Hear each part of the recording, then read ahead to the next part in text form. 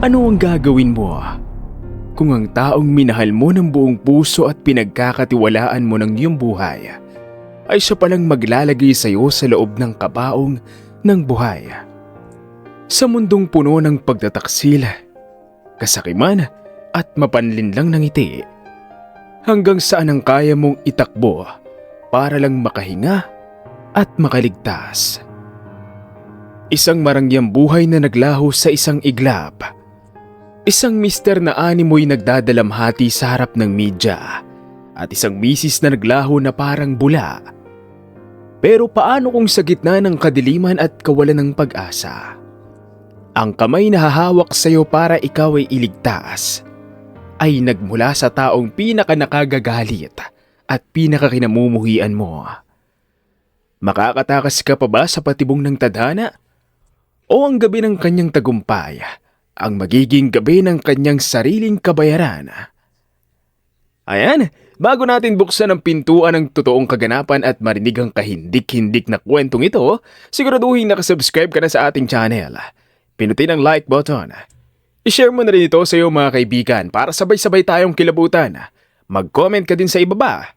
Kung ikaw si Mrs., kaya mo bang makipagtulungan sa kabit para makuha ang hustisya? Comment oo o hindi. Handa ka na ba? Sama-sama nating alamin ang katotohanan. Dito lang yan sa Kwentong Tinig. Tulong! Tulong! May tao pa riyan! Pagwalaan niyo ako dito! Paulit-ulit na sinuntok ni Susan ang matigas na takip sa ibabaw niya. Nanininig niyo ba ako? Please! Hindi ako makahinga! Lalong bumilis ang tibok ng puso niya. Siksik ang espasyong kinalalagyan niya. Halos dumadampi na sa kanyang muka ang kahoy na nasa ibabaw. Kinapa niya ang magkabilang gilid. Puro kahoy din yon. Nanlalaki ang mga mata niya. Hindi. Nasa kabaong ako. Muli niyang itinulak ang takip. Ginamit niya ang buong lakas, pero hindi man lang ito gumalaw. Hindi pwede! Sino gumawa sa akin ito? Mabilis na bumalik sa isip niya ang huling alaala. Ang matinding pagtatalo nila ng asawang si Jackson dahil nahuli niyang tinatawagan nito ang kabit nito. Pagkatapos noon, biglang nagdilim ang paligid niya. Natagpuan na lang niya ang sarili sa masaklap niyang sitwasyon ngayon. Napahawak siya sa kumikirot niyang ulo. Jackson? Ikaw ba? Ikaw ang naglagay sa akin dito? Sunod-sunod niyang kinalampag ang kabaong. Jackson! Ilabas mo ako! Naririnig mo ba ako? Pagkawalan mo ko dito! Unti-unti siyang hinihingal.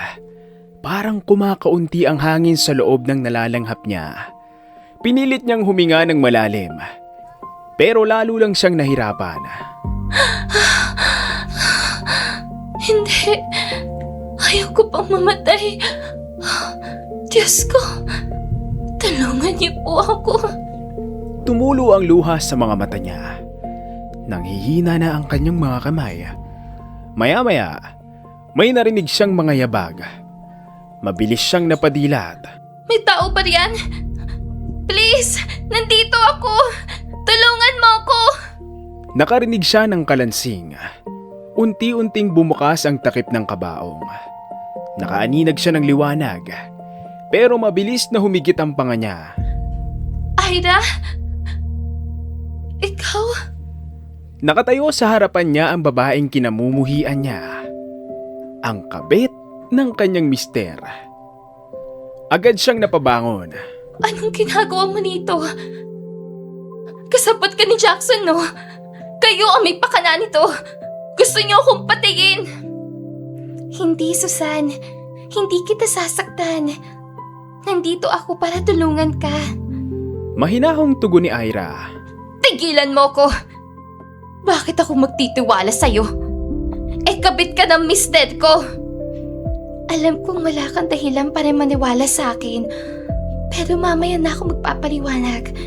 Kailangan na nating umalis. Hinawakan ni Ira ang braso niya. Pero mabilis niya itong tinabig.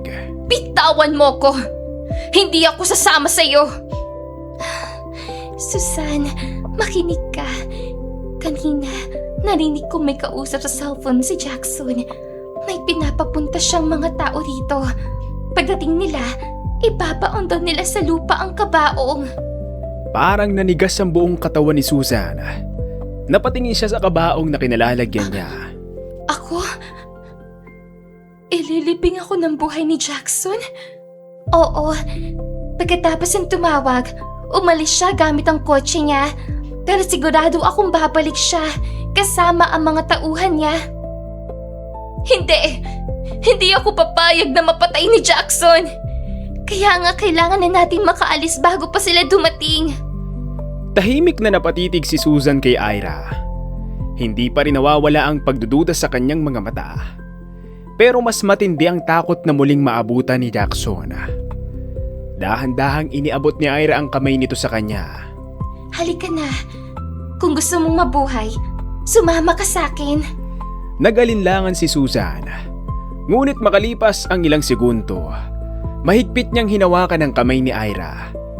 Magkasabay silang tumakbo. Habang bumababa sa hagdan, ay nakita nila na nakahandusay ang dalawang kasambahay. Duguan ang katawan ng mga ito. Napahagulgol si Susan. Diyos ko! Si Manafe! Si Ate Rosmar! Susan, wala na sila. Binadlas sila kanina ni Jackson. Gusto ka nilang tulungan kaya tinapos si Jackson ang buhay nila. Ang sama ni Jackson! Pati sinama ng Fe at Ate Rosmar sinaktan niya. Sisiguraduhin kong magbabayad siya. Natagpuan din niyang nakahandusay at duguan ng gwardiya at driver. Gustuhin mang magluksa ni Susan ay kailangan na niyang umalis para makaligtas. Inalalayan siya ni Ira at dinala sa Lopez Hospital. Investor si Susan sa ospital kaya na-inform niya ang management na huwag ipapaalam sa mister niya na naroon siya kung sakali mang pumunta ito roon. Habang nakasandal sa headrest ng hospital bed ay seryosong tinitiga ni Susan si Ira. Okay ka lang? May kailangan ka ba? Wala. Nagtataka pa rin kasi ako kung anong ginagawa mo sa bahay namin kanina. Kung talagang hindi ka kasapot ni Jackson, bakit nandoon ka?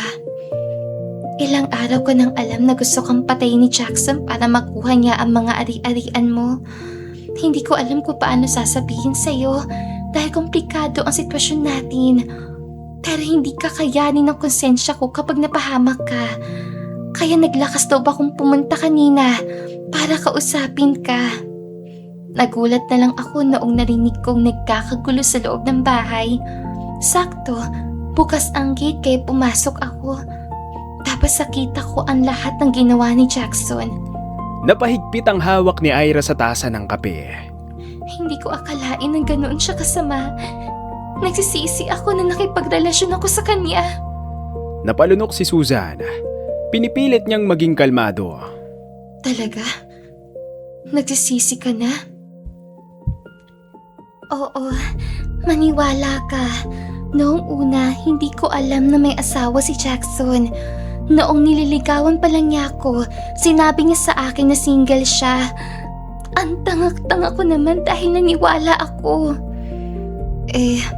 Noong nalaman mo may asawa siya, bakit itinuloy mo pa rin ang relasyon niyo? Ilang beses kong sinubukang makipaghiwalay sa kanya, pero tinatakot niya ako. Gagamitin daw niya ang impluwensya niya para siraan ako. I-expose niya daw na naging kabit ako para matanggal ako sa trabaho. At nagpadala ka sa takot. Masisisi mo ba ako? Simpleng receptionist lang ako sa hotel. Wala akong laban kay Jackson. Pwede niyang gamitin ang impluwensya niya para matanggal ako sa trabaho o siraan ako sa mga ibang employers. Natakot ako kaya napilitan ako magstay sa relasyon namin. Gumuhit ang litid sa leeg ni Susan. Ginagamit niyang pang blackmail ang impluwensyang ako naman na nagbigay sa kanya. Kung hindi ko siya pinakasalan, hindi siya magkakaroon ng pera at impluwensya. Ganoon kasama si Jackson. Kaya ayoko na talaga. Gusto ko na makawala sa kanya. Ngumisi si Susana. Kung ganoon, makipagtulungan ka sa akin.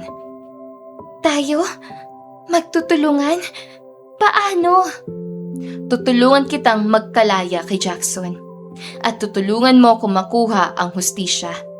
Gusto kong makulong si Jackson dahil sa panloloko niya sa akin at dahil sa tangka niyang pagpatay sa akin. Sisiguraduhin ko rin na mababawi ko ang lahat ng pera ko.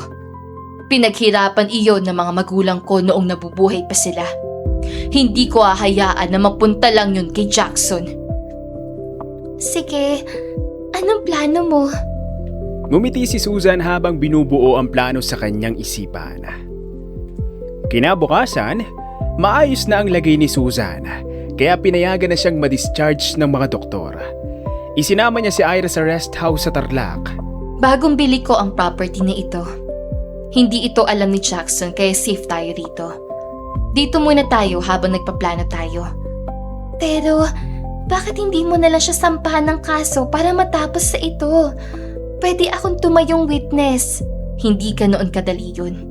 Kulang pa ang ebidensyang hawak natin. Kilala ko si Jackson. Hanggat may paraan siyang makalusot, gagawin niya iyon. Kaya hindi ako magmamadali. Sisiguraduhin kong kapag isinampa ko ang kaso laban sa kanya, wala na siyang lusot. At bago siya tuluyang makulong, ipaparanas ko muna sa kanya ang sakit at pagdurusang ipinaramdam niya sa akin. Gusto kong ma-realize niya na hindi lahat ng taong niloko at sinaktan niya ay mananatiling tahimik. Sisiguraduhin kong hindi niya malilimutan ng araw na pinili niya sirain ang buhay ko. Sabi ni Susan habang nakakuyumang kamao. Samantala, nagbistulang sentro ng atensyon ng mansyon ng mag-asawang Jackson at Susan matapos itong palibutan ng mga police line at mga sasakyan ng media.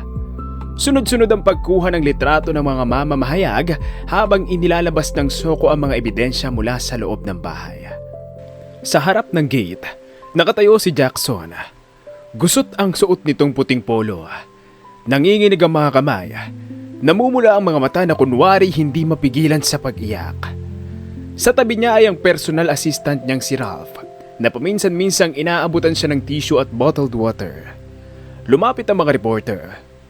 Mr. Lopez, maaari po ba kayo magbigay ng statement tungkol sa nangyari kagabi? Napapikit si Jackson at kunwaring napapahagulgol habang nagsasalita. Hindi ko pa rin po matanggap. Umalis lang ako sandali para makipagkita sa isang business partner. Pagbalik ko, ganito na ang natatnan ko. Ang bahay namin.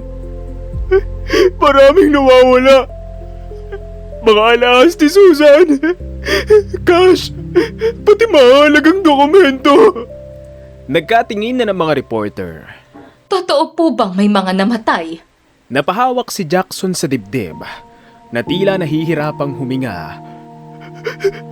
Oo, yung dalawa namin kasambahay, hindi na nila kinaya. Nakita na lang na may mga tama sila ng bala. Kunwari napaiyak siyang muli habang hinahagod ni Ralph ang likod niya. Sir, tama na po. Huwag niyo nang pilitin ang sarili niyong magpa-interview. Alam ko pong mahirap ito para sa inyo. Paano ako titigil? Pangaramdam ko, mababaliw na ako sa paghahalala sa asawa ko. Susan, nasan ka na ba? Lalong nagsiksika ng media. Ano naman po ang nangyari sa asawa niyo? Huminga ng malalim si Jackson bago sumagot. Hindi ko siya makita. Wala siya sa loob ng bahay. Hanggang ngayon nawawala pa rin si Susan. Nagbulungan ang mga mamamahayag. Sa tingin niyo po ba, dinukot siya ng mga armadong lalaki na nanloob sa bahay niyo? Dahan-dahang tumango si Jackson. Malakas ang kutob ko na ganoon nga ang nangyari. Kasi nandito lang naman siya bago ako umalis. Pagbalik ko, wala na siya. Napayuko siya na parang hirap na hirap magsalita. Tumingin siya sa kamera. Kung buhay ka pa, Susan, Sana marinig mo to. Mahal na mahal kita. Hindi ako titigil hanggat hindi kita nahahanap. Nagkunwari siyang napaiyak at tinakpan ang mukha ng kamay. Agad siyang inalalayan ni Ralph. Sir, relax lang po kayo. Ilang segundo ang lumipas bago muling humarap si Jackson sa mga kamera. Nakikiusap ako.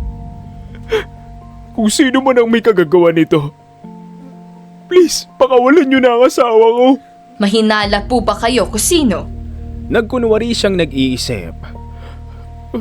Wala. Simpleng negosyante lang ako. Wala akong kaaway. May natanggap na po ba kayo tawag?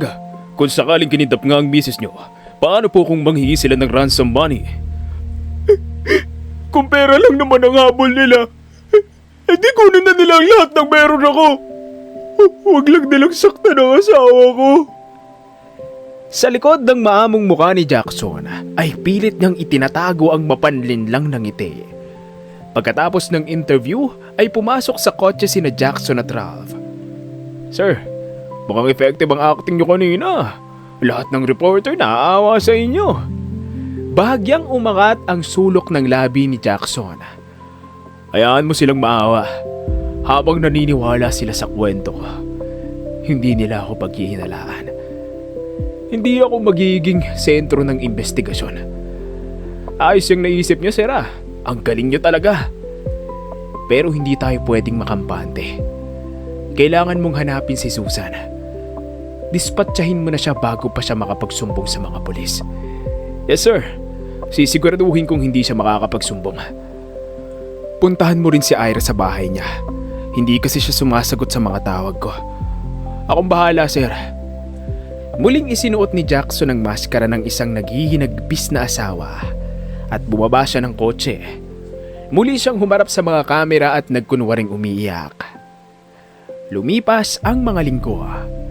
Isang gabi, sa loob ng grand ballroom ng hotel, nagliliwanag ang entamblado habang sunod-sunod ang palakpakan ng mga bisita. At ang tatanghaling businessman of the year ay walang iba kundi si Mr. Jackson Padillos. Umalingaw-ngaw ang masigabong palakpakan. Ngumiti si Jackson. Tumayo siya sa kanyang upuan at niyakap pa ang ilang negosyanteng katabi niya bago dahan-dahang umakyat sa entablado. Humarap siya sa mikropono habang mahigpit na hawak ang tropeyo. Muling pumalakpak ang lahat.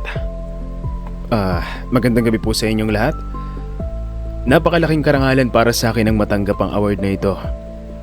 Pero, aminin ko po, hindi naging madali para sa akin ang humarap sa inyong lahat ngayong gabi. Siguradong nabalitaan niyo ang problemang pinagdadaanan ko. Hanggang ngayon, nawawala pa rin ang pinakamamahal kong asawa, si Susan. Susan, kung naririnig mo man ako ngayon, ikaw ang inspirasyon ko para makuha ang award na ito. Mahal na mahal kita. Hindi ako titigil hanggat hindi kita nahahanap. Biglang may narinig na mahinang bulungan sa likuran. Ha? Anong nangyayari? Totoo ba yan? Paano niya nagawa yan sa business niya? Napahinto si Jackson. Napansin niyang hindi na sa kanya nakatingin ang mga tao.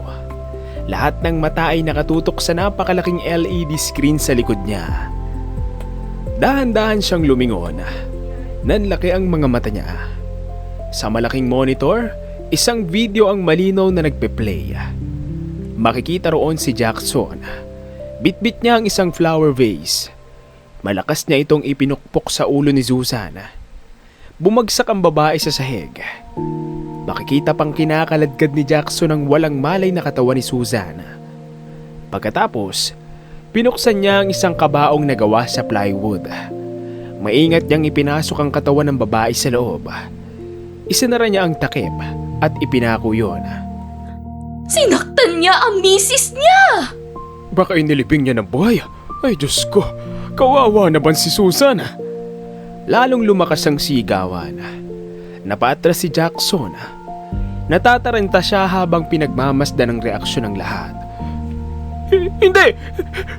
Hindi totoo yan! Deepfake yan! mahal ko asawa ko! Hindi ko siya kayang saktan! Mabilis na umakyat sa stage si Ralph. Huwag kayo maniwala sa video na yan! Hindi yan magagawa ni Sir Jackson! Hindi niya kaya pumatay ng lamok! Papatayin niyo ang video na to! Patayin niyo yan! Agad na tumakbo ang technical staff papunta sa control booth. Tapos umakyat ito sa stage. Sir, kanina pa namin pinapatay ang video, pero ayaw talaga. Naghahang ang system. Hinugot ng staff ang signal cable, pero patuloy pa ring tumatakbo ang video. Unti-unting nagkakagulo ang buong venue. May mga bisitang napapaatras sa takot.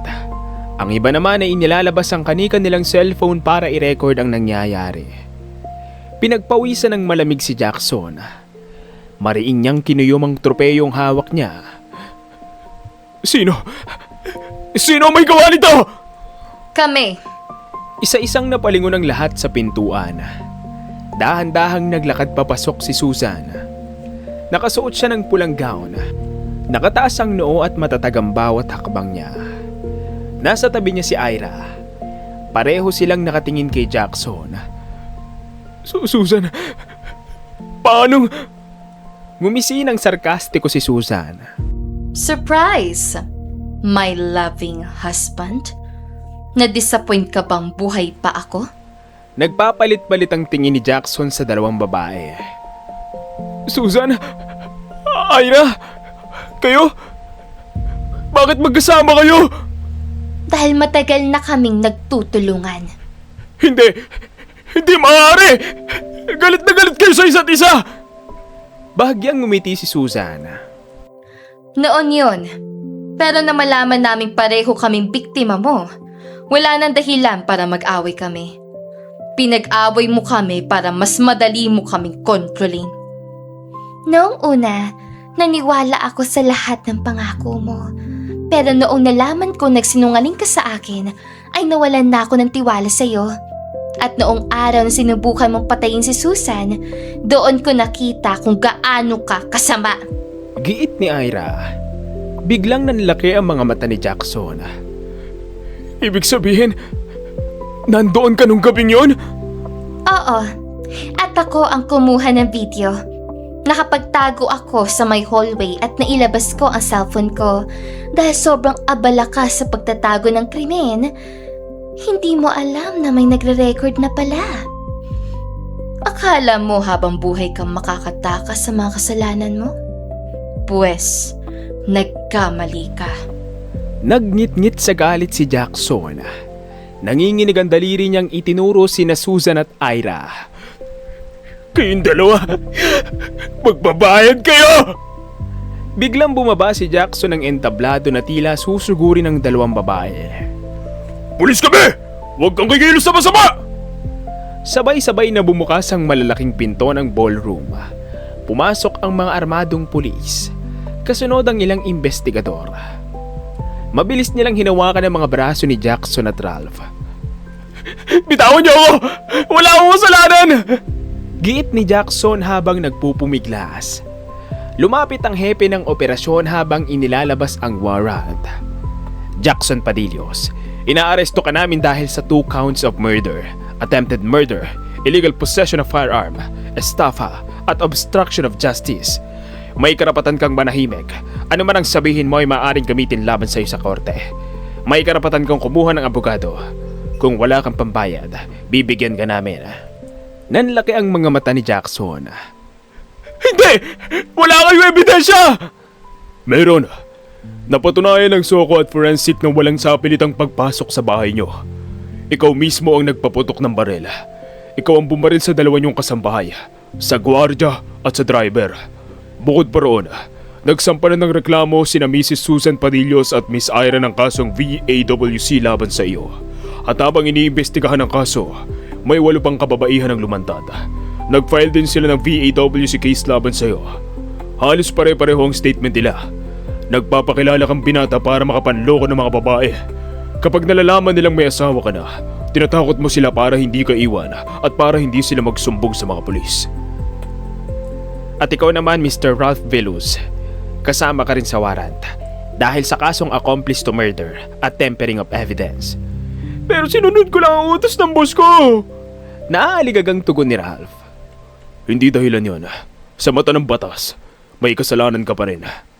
Mariing saad ng pulis. Si Jackson naman ay masama ang tingin sa dalawang babae. Alam ko rin ang karapatan ko! Humanda kayo, Susan at Ira. Kakasuhan ko kayo ng illegal detention at cyber libel! Pinahiya niyo ako! Pagbabayaran niyo to! Nagpapatawa ka ba? Paano naging illegal detention? Public place itong venue. Sabi ni Ira sabay singhal. Naisabit na namin sa NBI at korte ang lahat ng ebidensya kaninang umaga. Naglabas na ng court order ang judge para i-public ito, para hindi ka na ulit makapagbiktima. At kung talagang pakiramdam mo na pahiya ka, sige, magsampa ka ng kaso. Pero isipin mo ito, diba? Ilang beses mo kong inilagay sa kahihiyan habang paulit-ulit mo kong niloloko? At noong isinilid mo ko sa kabaong, inisip mo ba kung gaano ako napahiya habang pinipilit kong huminga sa dilim? Maya-maya, lumapit ang matandang lalaki. Ito si Sir Rodel Gomez, ang presidente ng Luwalhati Award-giving body. Tahimik nitong tinignan si Jackson bago dahan-dahang kinuha ang tropeyo. Akin na yan, hindi ka karapat dapat sa Luwalhati Award. Nagulat si Jackson at mahigpit na niyakap ang tropeyo. Pero sir, binigay niyo na sa akin to! Hindi ba ako ang Businessman of the Year? Mahigpit ang titig ni Sir Rodel. Ang pagiging Businessman of the Year ay hindi lang nasusukat sa laki ng kita o tagumpay sa negosyo. Mas mahalaga ang integridad, pananagutan at mabuting pagkatao. Dahil sa mga nalaman namin, malinaw na wala ka ng mga katangiang yon. Napailing si Jackson. Dahil ba to sa kasong isinampa ng asawa ko? Personal na buhay ko yun! Dapat hiwalay ang personal na buhay sa negosyo! Kahit kailan, hindi magkahiwalay ang personal na buhay at negosyo. Dahil ang taong kayang ipagkanulo ang sarili niyang pamilya ay kaya ring ipagkanulo ang kanyang mga kliyente, empleyado at mga kasosyo sa negosyo. Kung nagawa mong lokohin at tangkaing patayin ang sarili mong asawa para sa pansarili mong interes, ano pa ang pipigil sa'yo na gawin din yon sa ibang tao kapag negosyo na ang nakataya? Akin na ang trophy. Hindi ka karapat dapat sa award na to. Dahan-dahang binitawan ni Jackson ang tropeyo. Wala na siyang naisagot. Tuluyan ang pinusasa ng mga pulis na Jackson at Ralph. Sa gitna ng mga humikislap na kamera at nagbubulungang mga bisita, isinakay sila sa police mobile na naghihintay sa labas ng gusali. Tahimik na umalis ang mga sasakyan ng pulisya. Naiwan sa ballroom sina Susan at Ira. Mahaba-haba pa ang laban natin. Oo, pero ang mahalaga, nagsimula na ring manaig ang katotohanan. Isa-isa nang lumalabas ang mga kasalanan ni Jackson at unti-unti na siyang napapanagot sa lahat ng ginawa niya. Sa unang pagkakataon, napangiti sa isa't isa sina Ira at Susan. Gumulong ang kaso. Pagkalipas ng ilang buwan, ay hinatulan ng guilty sina Jackson at Ralph. Nakulong na ang mga ito. Nabawi ni Susan ang mga ari-arian niya. Sinisimulan na rin niya ang mga legal na hakbang upang mahiwalay sa taksil niyang mister. Naging mapayapa na ang pagkatrabaho ni Ira. Kalaunan, na-promote ito bilang supervisor. Hindi man sila naging magkaibigan, pero nagkapatawaran na sila. At hanggang dito na lang ang magandang storyang ito. Kung nagustuhan mo ang ating ibinahaging storya, huwag mong kalimutang pindutin ang like button. At kung nais mo pang makarinig ng mas marami pang inspiring stories, mag-subscribe ka na at hit ang notification bell para lagi kang updated sa aming mga susunod na kwento. Maaari mo rin tong share sa iyong mga kaibigan at mahal sa buhay. At huwag kang mahiyang mag-iwan ng comment. Sabihin mo sa amin kung saan ka nanonood at kung anong aral ang iyong napulot mula sa kwento natin ngayon. Maraming salamat sa iyong pakikinig. Hanggang sa muli, kakwentuhan.